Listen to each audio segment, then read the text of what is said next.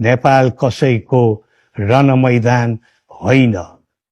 हामी सबैको शान्ति थलो बनाउनु पर्दछ। नेपाल हाम्रो साझा घर हो र हाम्रो साझा थर नेपाली हो।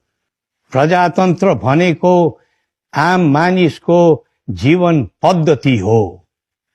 स्वतन्त्रता र केवल आवधिक निर्वाचनको चक्रले प्रजातन्त्रको मर्म र मौलिकता दर्शाउँदैन।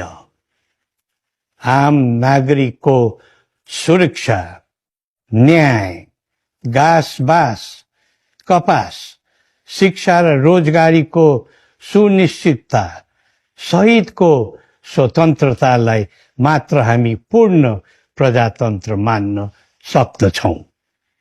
यस